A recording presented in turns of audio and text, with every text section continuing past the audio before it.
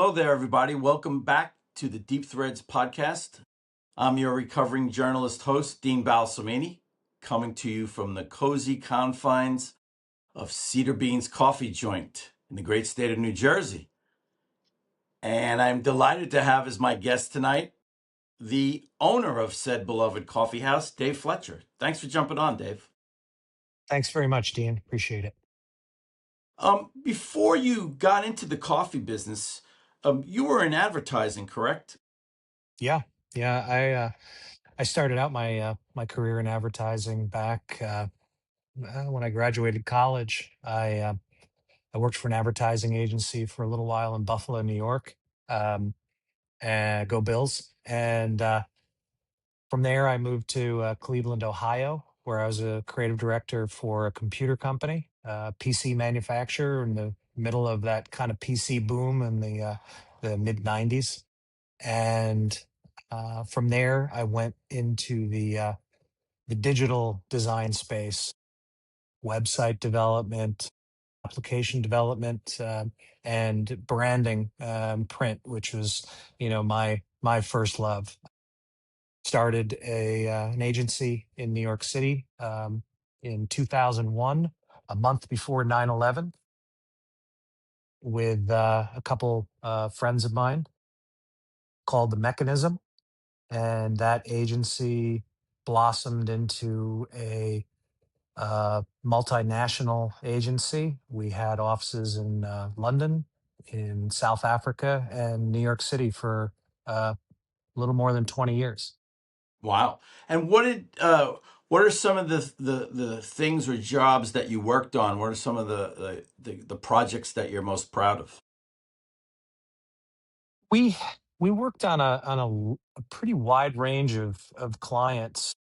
Our first was the Ansari X Prize, which was a $10 million prize for the first person who could build a private rocket to launch it into space, land it, and then within a week launch it again. The winner of that was a guy named Burt Rutan, but some of the other teams that were in the X Prize were Elon Musk, who I had dinner with once in New York at the Explorers Club for an event for the X Prize, um, as well as Jeff Bezos and a lot of the uh, sort of digital scoundrels that roam the earth nowadays were in the rocket world back then. That was in 2003, I guess, around that area. Richard Branson was involved as well. So yeah, it was pretty cool. I was really proud of it to work on that because uh, I found it interesting that the X Prize, after the it was won, there were multiple X Prizes, and I'm not quite sure what the guy who started, Peter Diamandis, has been doing of late, but he uh, he had started additional X Prizes, multi-million dollar prizes for people who could um, discover the cure for cancer, could build a vehicle that had incredibly low emissions, and he had a whole series of these X prizes. But I haven't really kept in touch with Peter quite some time. So there was that. I mean, there was other cool projects. We worked with My Morning Jacket on an app for them when apps were first kind of coming out and available through Apple's App Store. Um, we worked on Flight of the Conchords, who's a New Zealand duo, comedy sort of music duo, had a pretty successful show on HBO. Um, we worked on a website for NYC Votes, which helped people in New York City find voting locations because it can get pretty complicated. Um, and we worked on some cool startups around that time in crypto, and um, we also worked on a rebrand of the state of Rhode Island, along with a very complex graphic designer, famous enigmatic character named Milton Glazier, who's best known for the I Heart New York campaign. Right, right. So What yeah, what was your take on your read on Musk and Bezos back then? How are they? Musk was really quiet. I sat next to him at, like I said, at that dinner. Do you Was remember where the introduced. restaurant was and what you ate? Yep. I don't remember what I ate, but it was the Explorers Club. Uh, would have been, I think, in the Upper East Side. It's a pretty famous club for people who have climbed Everest and done all sorts of spectacular things with that the human can pull off. And the Explorers Club was a place that you belonged to if you were in that rather you know uh, s- amazing group of people. And how about Bezos? Another guy that was relatively quiet. Um, I remember. I feel like, and I could be wrong, but I feel like his team's rocket was called the Armadillo. Um, uh, I could be wrong about that. It was wild. I mean, the visuals that we got, which were illustrations for the most part, there weren't a lot of photographs as they were kind of conceiving these rockets and stuff. They all looked like something out of like the early days of Star Trek. In other words, it wasn't they they looked like flying saucers and these weird shaped uh, rockets. Very few looked like traditional rockets. Um, I think that SpaceX was probably not too far from some of the stuff that Musk has done recently. Um, and like I said, the guy that won, Burt Rutan, um, his Spaceship One was pretty much the same thing all the way through when we were watching him work on it. Wasn't Branson more of an outgoing chap? Branson notoriously uh, when Rutan won and was up at the podium in Arizona, uh, where the rocket, took off and landed. Jumped up on the podium, kind of pushed Peter out of the way, and announced um, Virgin Space. Uh, so yeah, he was pretty. He had some stuff going on behind the scenes, I think, before all that happened. I had the good fortune to meet him at the 10th anniversary of the X Prize. I went to the Mojave Desert to the spaceport and met Bert Rutan and several other people that were involved, along with caught up with Peter while I was there. How intense and stressful was that gig? It Strangely enough, Peter was a very easy chap to work with. He was he I never saw him get angry. I did go to some dinners with him. He would come into the city every so often in New York and gather up some people that he was working with and take us out to dinner, usually in a really nice place.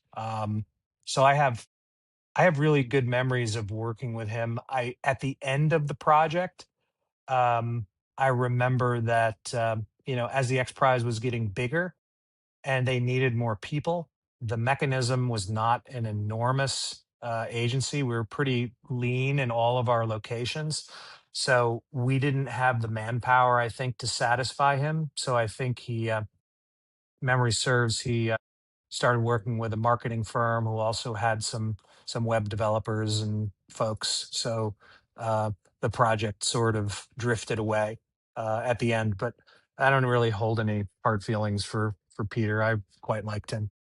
And did you work on some graphics or drawings involving like some famous album covers too? Yeah, I've worked with some really cool people that are not as widely known. But one of them is a guy Staten Island musician named Kasim Sultan, who I had gone in the city to see him perform with a friend. Now he's also been the longtime bassist with Todd Rundgren. He played on all of the Bat Out of Hell albums. He toured with Joan Jett. Um, he worked with Mick Jagger. So he's a very well known sort of character in the the musician world, and a really really sweet guy. Um, I met him at a gig that he was playing at because a friend of mine asked me if I wanted to go see him do a solo show, and I was introduced to him, and I told him at that point that he needed a new website, and he kind of laughed that off, but I gave him my card. Uh, and the next day, we got into the office, and Kaz had left a message. Hey, I need somebody to help me out with my website. Give me a call. So we were over the moon that he called us, and we worked on his website, and I got to design DVD cover for him, as well as the cover of the album All Sides, which was a compilation CD he put together. Got to take some really cool photos of him in a place that is in Staten Island called Cargo, also famous for the scene in School of Rock, um, the scene with Jack Black and the principal, Yeah, where Joan Cusack. yeah, Joan Cusack, that was filmed in Cargo as well. But shot a really cool cover with him there, and also had shot some photos of him. We went over to Brooklyn by the into Dumbo by the water and took some photos too. It's gotten the CD has shown up in a couple of design annuals as well. I guess it got some recognition, which was kind of cool. And you became lifelong friends, right? To this day, you're still in touch Yeah, with Chasm.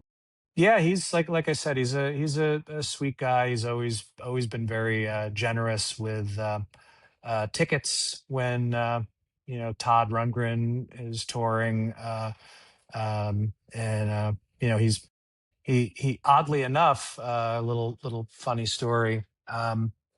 When my first son was born, Ty, um, I was calling Kaz from the hospital that night. Uh, my nerves were over the moon, and I was calling him, and I'm like, "You got to help calm me down here. I'm really nervous about this." So he was kind of part of that whole that whole process, and um, years later, I brought my son to see quite a few shows with him, and he's met him, and it's kind of cool, full circle sort of thing. So, what made you pivot to coffee? Well, I just like coffee. Uh, Hmm. uh, Hmm. um, part of the culture of New York advertising, um, especially in the more modern era, revolves around coffee. And I always loved a good cup of coffee. You can ask anybody I've ever worked with. And I had my eye on a couple of places when I was living in Brooklyn to open up a coffee shop. Turns out, dear friend of mine that started the mechanism with me, and I and a friend of his had talked about opening up a coffee shop years ago in DC, in Washington, DC.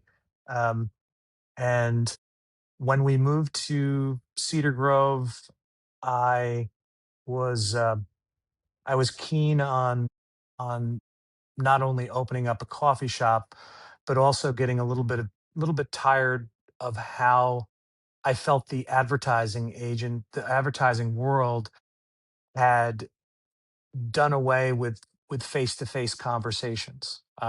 And I'll get to my point. The face to face conversations were going away. I was doing more phone calls and more video chats with CEOs, and we worked with Tony Malkin, the owner of the Empire State Building, also, took the Empire State Building public with some web design work that we did.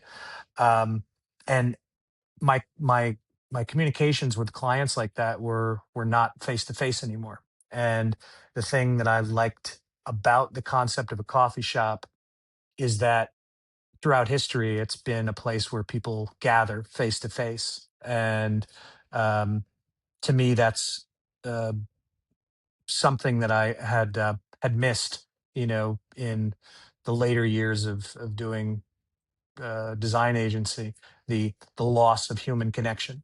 So um, I think that was a big part of it. Um, the area was definitely in need of a coffee shop, but part of my ethos is to do something right if I'm going to do it. So I didn't want to just have a pretty coffee shop that people could come in and hang out in, but I wanted to serve really, really, really good coffee. So that was the intent with this place. And um, we opened in 2018. I had I had started by making cold brew and building a cold brew recipe for a couple of years ahead of this. Um, so when we opened, you know, um, it was important to me to make sure that we had uh, we had not only great coffee, but a great tea program and all the things that kind of go with that. And I've been fortunate enough to have people that work here that love coffee as well. And we don't really bring on people that don't have a love for the product. And I think that's what keeps the product strong. How much of the original plan in your head was something that you executed, and what was maybe the misconceptions you had going in? Like you learned as you went along, like there's a lot more to this than even I thought. Yeah, um, that's a good question. I will openly admit that when we opened the place, I had never pulled a shot of espresso in my life, and I found there were people uh, that were in the area that were coming in and checking out what I was doing. A couple of baristas came by, and they knew. I said, "Look, if you can make this thing work, you're hired." So uh, uh, that was something that was definitely. Uh, Definitely not in my wheelhouse. I knew I could figure it out. Technology is technology. Once you know the steps to do something, um, you can you can learn the science of it. Or in the case of web development or programming, it's the same thing. You don't know how to do it out of the gate, but you can figure it out. So um, figuring all of that out, and also when we first opened, you think that you're going to base your profitability on the one product, the coffee, and you learn very quickly that you need to have more than that. So over the years, we've developed a really good. Um, we bake a lot of our stuff in house. Initially, we were getting muffins and donuts from external vendors, and that was a pain in the ass. So we prepare most of the stuff here. We have a couple of vendors that we work with that bring us stuff every week, but we're baking in house all the time and baking small amounts so that they sell, and we're not keeping them around for days. A lot of places don't think in those terms. Um, if I look back on the design of this place, and I designed it in a nifty little piece of 3D software.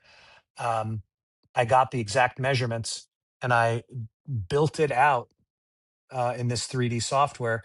And I've found pictures of it in recent months, and this place looks almost identical to how I Wow. had envisioned it looking.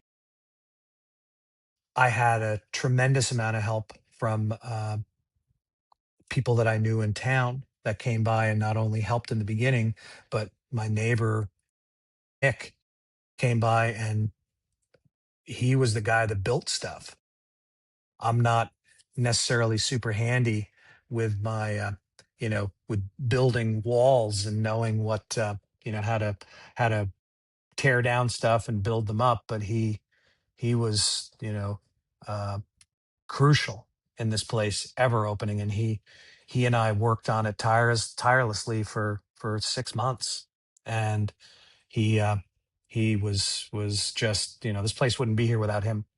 So What do you think was you were going to have to put into it versus what you have put into it? Because I remember overhearing you once telling a couple at a table that you were visiting that if you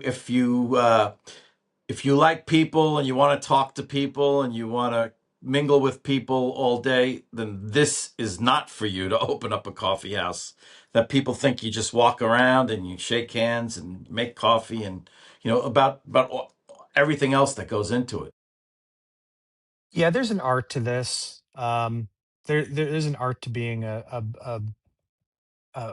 person who works in the hospitality. This is the hospitality kind of industry. The design and web development tended to be a little bit more, a little bit more drawn in.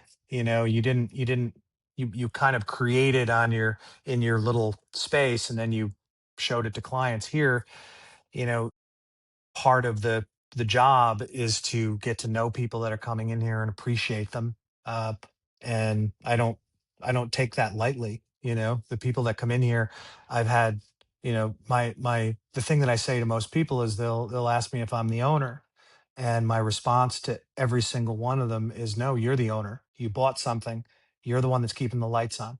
Um, I'm just here to try to make sure that you have a good time while you're here. So what do you think of your place? And most of the time they kind of chuckle and they say, "Oh, I really like it." And that's the intent. I've also said that, you know the only time as a business owner when you're in a, a restaurant or a cafe or something, when you're building it, when you're picking the chairs and the tables and the flooring and the colors and where you're going to hang stuff and where you're going to put stuff, the place belongs to you. But the second you turn on the open sign, it belongs to the people outside. Right. And you no longer own it. They own it. And you have to make sure that they love it. And that's been my goal for since we opened in 2018. What's been the biggest uh, obstacle, and also how has the business evolved since you opened?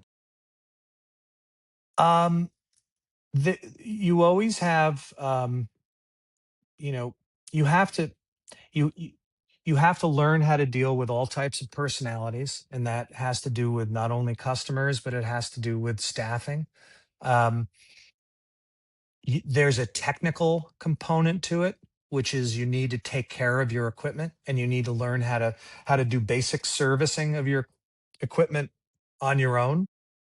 You have to find a good group of people um, who understand uh, the ins and outs of refrigeration and air conditioning and lighting and all of those things, and you have to build a team around you that you can call on when you need help in those various areas.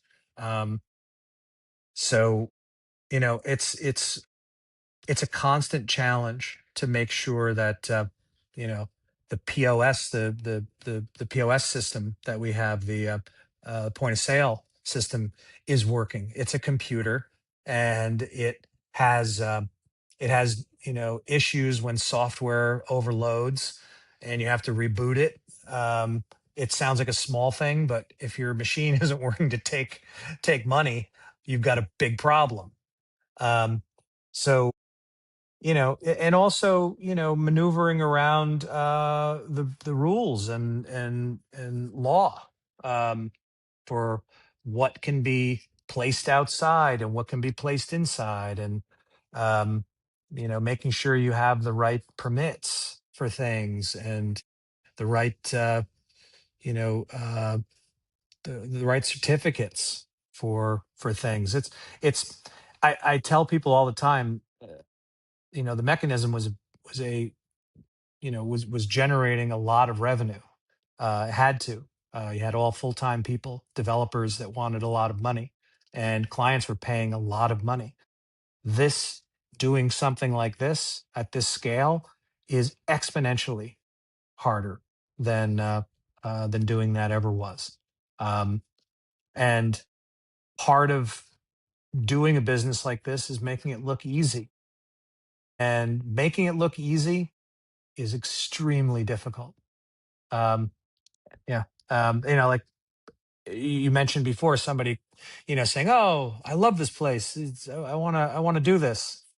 And I always say, "Well, if you want to do this, make sure that you don't think it's what we're doing right now.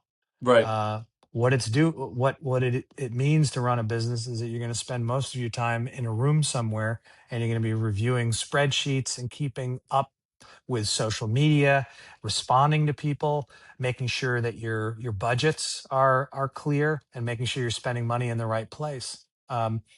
And it's not being the person that is experiencing it that you want to come in here and experience it. An owner's job is not to sit around and you know play on their laptop all day on a couch. It's to make sure everybody else can do that, uh, without without any issues.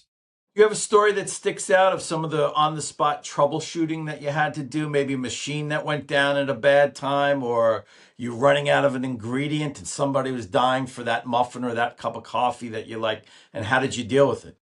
Yeah, I don't have a specific kind of mind blowing kind of story, but I've had people come in and wanted an apple cider, and we didn't have any. So I would say, "How much time do you have? You got 10 minutes?" And I would run down to the grocery store and get some cider for them, uh, or an ingredient on a food item. I've run down to the grocery store and gotten all the ingredients to make chimichurri for somebody who was getting some lunch. And not only did I get the ingredients, but I made it for them while they were waiting. And I remember bringing the food out for them, and I'm like, "All right, well, I hope you like this because I just made it. I just made all the ingredients for it too, in the blender in the back." And they're like, "Oh my god, this tastes so fresh." I'm like, "Yeah, it's because I just made it." Um, I've had equipment go down. You can usually, in the beginning, when equipment goes down, when you first open a place, you don't see it coming. And I think part of doing it for a while is that you learn to see it coming before it happens. So you start getting smart and ordering, replacement parts ahead of time. Um, you know that there's always going to be a month in the year, usually in the spring, where stuff breaks, like big stuff breaks. My air conditioning has broken in here, and most landlords have in their uh, their contracts that the the tenant is in charge of the air conditioning, even if they put it in. So they'll put in air conditioning, and they'll put in the cheapest stuff that they've got, and it'll break, and then it's on you to pay for it to get it fixed. So How important or have you is it to keep things interesting, like to change things up or add and the adding and subtracting different things when you feel it's run its course, and maybe sub out something or a new drink, or like if you could discuss the TikTok item that you added, the TikTokable item, which was the oh yeah. cheese. Yeah, the grilled cheese shots. Yeah, I mean, it's cool when you have, you see something that you kind of, I saw the grilled cheese shots somewhere, not exactly as we did them, but I was like, "Hey, that's a cool idea." And we perfected it here, and created it in such a way, and photographed it in such a way that people, you know, uh, uh, like to take pictures of it. I mean, the coffee industry, the crazy lattes and things like that. It's all a visual medium, um, which probably connects in a lot of ways, more than I even realized, to the graphic design space. You're creating beauty, and you're creating something that's visually appealing, not only that it tastes good, visually looks good, so that somebody not only wants to drink it, but they want to take a picture of it and share it. Um, we change up stuff on a quarterly basis, on a seasonal basis, not only to allow the baristas, the staff, to create things that are unique, but it also keeps them engaged, and interested. So, we alter the menu often. Seems, I mean, every 3 months we're changing a lot of the drinks and introducing new things, and people look forward to that. We have a um, we change our medium roast from day to day. I don't know many coffee shops that actually would even try to do that. They have their house blends, their house dark roast, and their house medium roast or light roast.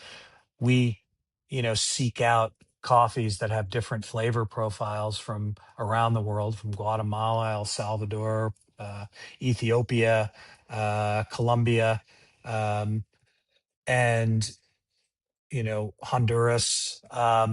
We we like to seek out these different coffees and alternate them from day to day. So somebody may come in on Tuesday and have uh, an Ethiopian coffee, and the next day they might come in and have a Guatemalan.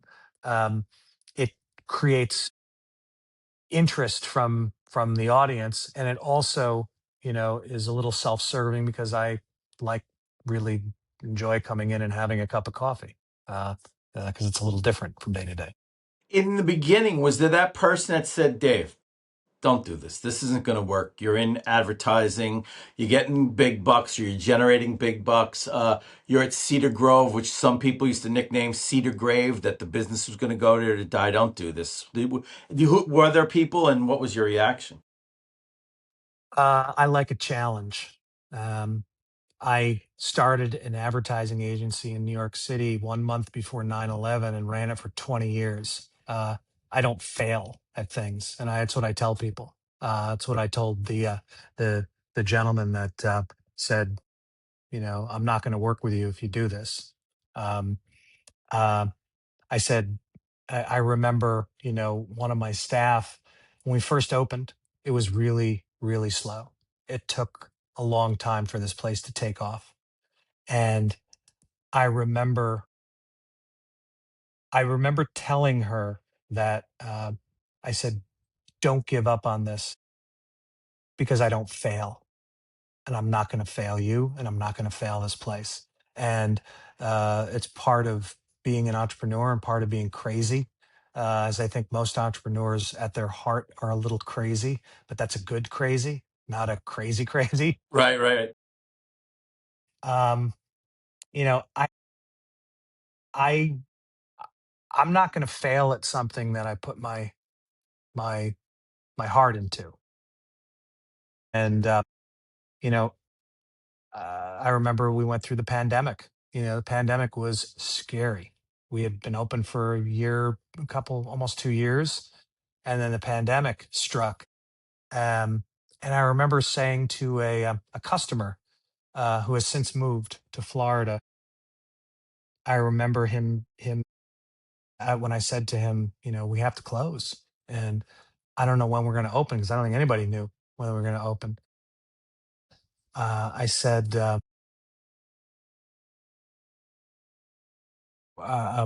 Mitch was his name. And I said, Mitch, are you, are you going to come back? And he said, don't worry, Dave. As soon as you open up, we're going to be back. And that was, it meant a lot to me. And I had a lot of customers that said that. And when we first had to close, we we closed for about couple weeks, and I closed because the staff were concerned. They said, look, nobody else is closing in the area. You have to be the first one. You have to show people that it's okay to close, because nobody else knows what to do. So I closed, and most of my staff went home.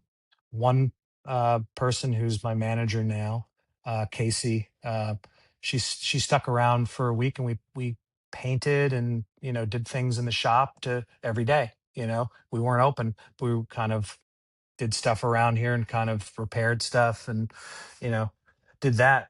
And then I started to push the app when it was okay for people to go out. um, Kept the doors closed, took orders on the app. Everybody stayed home, and I was back here. I was here every day from like 9 o'clock to maybe 2, taking orders, running them out to cars, and then Casey came and she was helping do that. And um, the staff that stayed home, the money I was making, I was paying them, while they were home, uh, because I wanted them to, you know, know that they were still valued. Um, so the people that were lining up in front of this place to get coffee, it was driving me crazy. The And that app was was pretty like much constantly going off. 6 years ago, pretty much to the day. It was Yeah, March 20th when everything really when it hit the fan.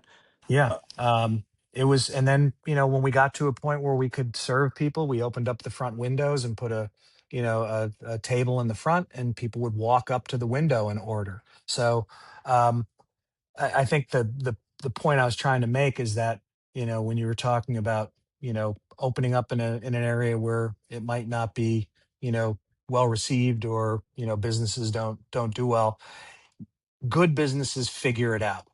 Um, and we figured it out. I figured it out, with the help of people that were here. But I wasn't going to fail. I wasn't going to let it get the best of me, and I was going to use my brain to solve problems. There were a lot of businesses that went out of business, and nothing wrong with that. It's what happens. And it was a shame. But I even had my landlord tell me, he said, well, if you want to not pay me rent for while this is going on, and then you can pay me back someday. I said, no, I'm going to pay you rent every single month that this pandemic is going on, because I don't want to go down that road. Because as soon as you go there, there were people, you remember that time. I mean, there were businesses that were taking advantage of loans, and these owners were buying like Lamborghinis with the right. the the money they were getting from the state to help their supposedly their business. I didn't I thought that was just gross. um you know you you you are presented with a problem, and you figure out how to solve it the best you can. Well, to that mindset, you also remained open, right, during both snowstorms this year in January and February. Yeah, I have always believed, even back when I was doing the mechanism, which is a very different type of business, as I said before, that you are a public servant. When you open up the doors of a coffee shop, especially when they let us open. You remember, coffee shops were considered, you know, uh, I don't remember the term, but it was a business that was necessary. So that was why cafes and little places like that were allowed to reopen during the pandemic when other places had to stay closed. Um, I think, um, yeah. Give me Through give the me the use of question. Instagram, you kept your patrons, up to date during the snowstorms that we're Oh, gonna, right, right. when Yeah, when yeah, you opened up on both dates, because yeah, some people thought, yeah, it's not going to be open because of yeah. all the snow. Yeah, if you're a public servant, you open. So everybody that comes that has is a customer of here knows that, you know, uh outside of like pterodactyls and monsters, surrounding this place, I'm gonna get in here, I'm gonna shovel snow if I have to, I'm gonna make sure that we're open. But you love that too because you could have closed and nobody would have said a word. I know, like your the way you're wired, your inner thing was, I'm gonna open and everybody's will see what follows, and people did come in. Yeah. Oh man, I will say, up front that in those instances, I'll tell the staff to stay home because I don't want somebody getting hurt. Right. But I believe that if you're a business owner, it's your job to open and to make sure that you're here to serve the customers or the public, even if they don't decide to come in. Initially, when we first opened and we had snow, I would post on Instagram that, if any public, workers were out shoveling or plowing, that they can come in and have a free cup of coffee. And, I still honor that, when it happens. I don't necessarily advertise it as much, yeah, I'm always going to be. I'm the one place that's going to be open when when there's 8 feet of snow. I think probably part of it comes from living in Buffalo. That was a that was a Saturday night out was 8 feet of snow. Right. And you've had some interesting people obviously come through your doors and your share of celebs. The one that come to mind for me, obviously you would know more, were the late Peter Green, who was played Zed infamously in Pulp Fiction, and Patrick Wilson, the actor, who came in recently, I believe. Yeah, yeah. I I know that there's a lot of folks that are in the in the entertainment world, musicians and actors and things like that. This is a Since we're close to New York City, and since we're close to a town like Montclair, and other kind of suburby sort of areas around here, there's a lot of those folks that live around the area. And yeah, Peter, when he came in, he would always come in with his brother and his mom. And we had uh, we had some interesting conversations about art.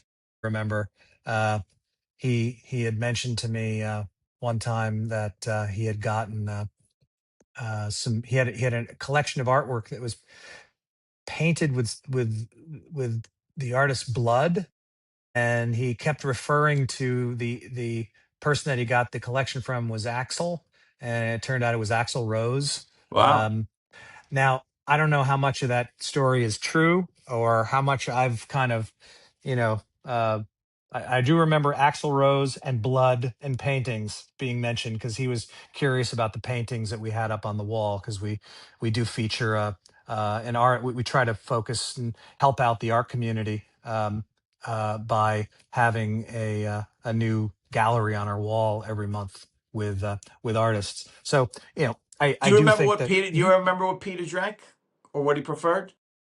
Coffee. He drank coffee with milk and sugar. Um, yeah.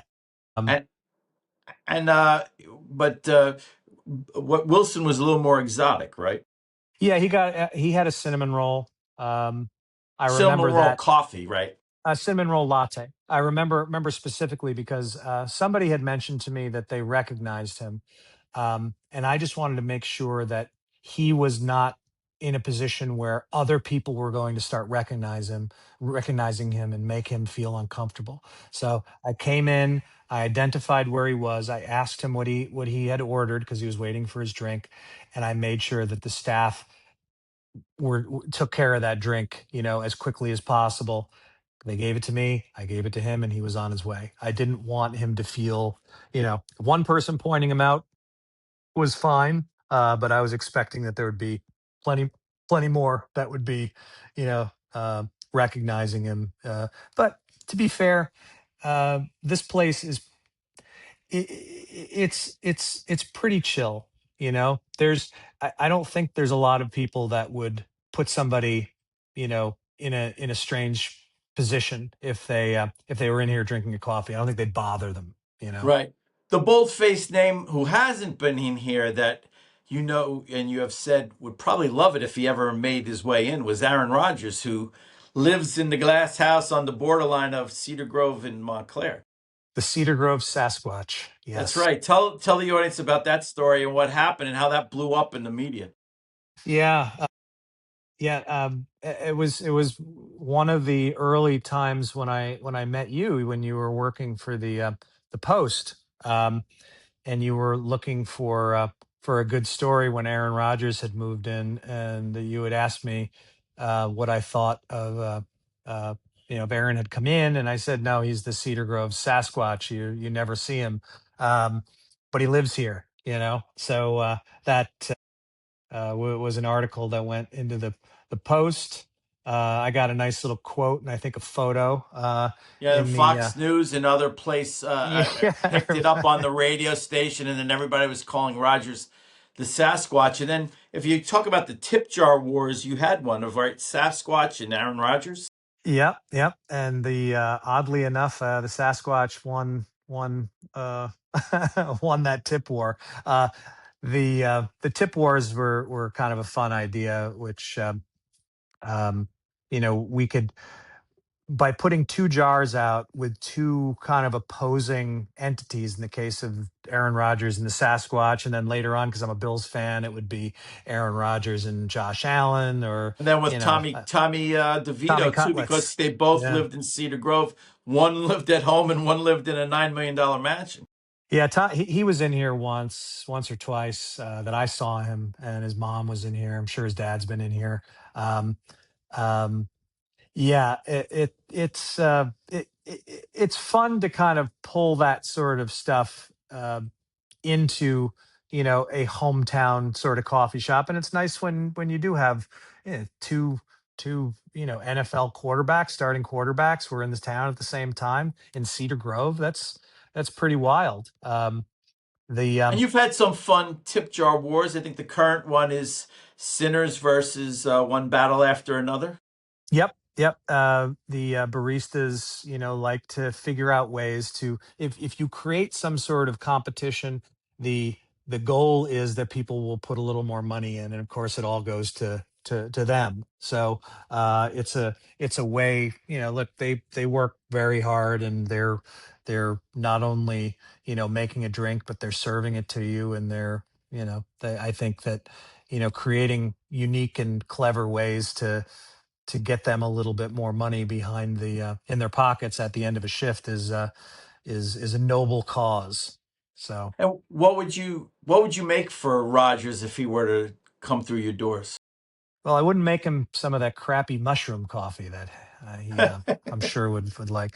Um, what would Aaron Rodgers? He'd probably like the Cedar Green. That's uh, it's an ube and matcha iced latte, which is a little purple, a little green. I think he'd like that. I think that would probably be something I would I would suggest to him. But God knows he probably doesn't even know where Pompton Avenue is. He goes the other direction. Meanwhile, coffee's always played a big role, or it symbolized different things. Like in cinema, there's the famous scene in 1994 Pulp Fiction, which the Jimmy situation after they're trying to clean up after a dead body, and Samuel Jackson's commenting to Quentin Tarantino about the quality of the coffee that he gets, and Tarantino gives this impassioned plea that he's got to be able to taste the coffee. And then in Glengarry Glen Ross, Alec Baldwin famously says, "Put down the coffee. Coffee is for closers." What is it about the symbolism of coffee? Well, it's a drug. It contains caffeine. Um, it it's known as a through history, it's a thing that gets people to gather and to whether they're revolutionaries or they're just having a conversation. There's something in that drink that historically has been a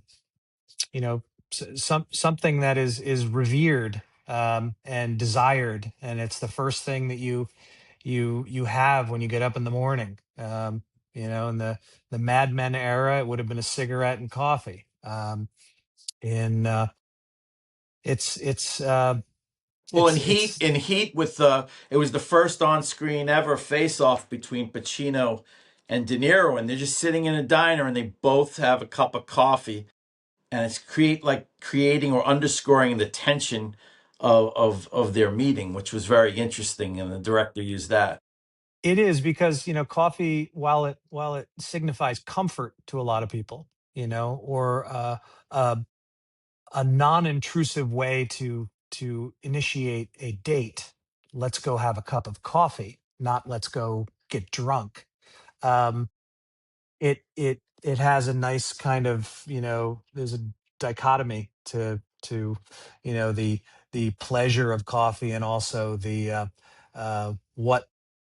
what could come out of a cup of coffee. And I Right. think And that's probably why it's used as a Glengarry, device. and in Glengarry Glen Ross, it was used as a reward. You don't deserve coffee because you didn't make your sales. You didn't Right, come through. right. It's a treat. It's a treat for the hounds, the And sales hounds. what's been your biggest satisfaction, now that Cedar Beans is in its eighth year, and I know you do on Thursday nights, you have, potential new talent, or people also have an open mic and everything. But what is the biggest as far as success that you've had, and what's the biggest misconception going, now that you're in year eight? Sure. One cool thing is seeing kids who were coming in to see Guitar Bob, kids guitar player that plays here once a month, um, and seeing them come in with their friends from college. 8 years is just the right span for kids to grow up.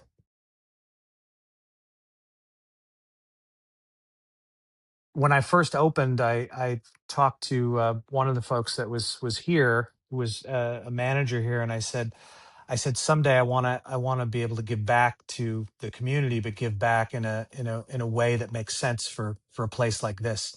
And we have a scholarship, Cedar Beans, art scholarship, that we raise money. A portion of the proceeds of sales of art on the walls go directly into a fund, and we give $1,000 to an art student, somebody who's going to be leaving high school and going to pursue the arts in college. That is, you know, you you do this to serve the public. You do this to make people happy, and to make people smile, and that, you know going back to when we first opened, having Santa Claus here, and packing the place with kids, having this phenomenal Santa Claus reading "Twas the Night Before Christmas" with kids all sitting around, um, the Easter Bunny, and various other characters of the season. You know, doing things like that to give back without asking for anything in return, um, Well, you had a is little what. visit yesterday too for St. Patrick's Day. Right. My friend Tom Tevlin came in with his bagpipes. Now, you know, that to me, the the surprises are great. The planned things are great, like Santa, but a surprise like Tom coming in is playing the bagpipes in the middle of an afternoon with nobody expecting it is cool. It is a tradition that's happened here, though. When we first opened, uh, one afternoon, a gentleman walked in. He said, "Mind if I play my guitar in here?" He was an old blues guy. And I said, "Would I?" I said, "Do you have your guitar with you and your amp?" And he goes, "It's in my car." I said, "Go get it." He came in at 2 in the afternoon. There were four people in here, and he just started ripping in the blues Wow. in the middle of the afternoon. And that was one of the coolest things that I've seen. And I got yelled at by my neighbors upstairs. They called the landlord and complained about the noise, but it was totally worth it. Having those little surprises, those little things that happen, out of the blue, um, and building a place that encourages that to happen, you know, means the world. That's the coolest thing, is having, you know, someone show up and do something like that. Um, it's it's that you're getting out of the mundane of the day to day. It's like you never know what's going to happen in here, and that's kind of cool. And Cedar Beans generated headlines a couple of years ago. I think it was 2021 initially, when it was the argument of, is it art or is it a sign? Can you, or is it a mural or is it a sign? Can you just tell the audience quickly about that? Yeah, I mean, we had a couple of wonderful local artists. We were coming out of the pandemic, and I wanted to do something that would create some community. Now, my initial plan was to have them paint a mural on the back wall of the shop, which was in a an area that was out of the public view. It wasn't something in the front or something that was going to distract people, you know, unless they were in the back, either coming in the back or unloading, stuff. It wasn't something that was meant to be a big showy thing. It was just something that I thought was kind of cool. And it was actually inspired in part by Cargo in Staten Island, who used to repaint the outside of their Sure, I place used to every do that year. all the time. So my goal was for every year to have artists paint over it and do something unique. Um, but it became a larger sort of legal kerfuffle, and I won't get too much into it. There's plenty online about it. In fact, if you look it up, there's articles in the Daily News. There's articles in I had people from Washington D.C. calling me. There was potentially a tremendous, and Yeah, I that mean, spread like wildfire everywhere. I remember yeah, the Post picked it up, the other outlets picked it up because then it became something for the art world to discuss, and also for the yes, legal community was discussing it. So everybody was kind of weighing in. yeah, and I think that you pick your battles in life. I'll say that for me, because of my background in art and my love of art and my uh, the importance that I felt that this place was, that I hoped it would become to the arts. It was something that I felt that I had to see through the court system, and it went through for 9 months, in the through the courts, in the area, and I emerged, representing myself, in a trial against a state prosecutor, and wound up winning. And I if anything, I wanted it to be a lesson for my sons, um, that if you know you're right and you believe in something, you need to see it through. And I hope that's a lesson that someday they they understand. If you weren't in the coffee business, and obviously you were in advertising, what else would you want to do, or what else could you have seen yourself doing?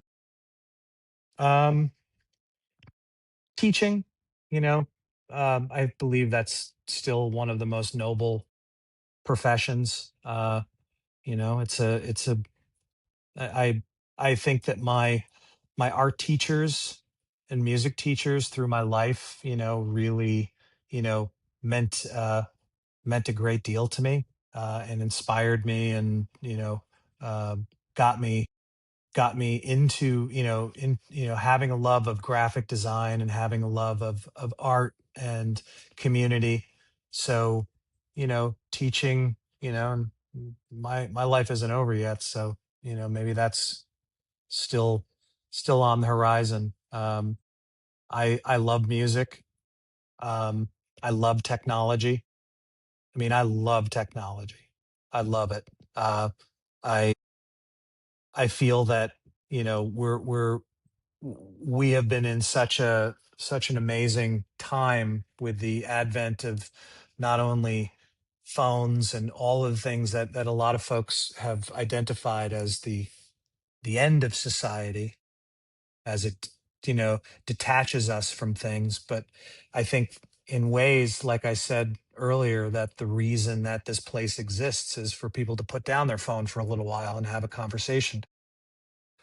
Man, the information that we have at our fingertips now, and the ability to learn new things, at such a high clip.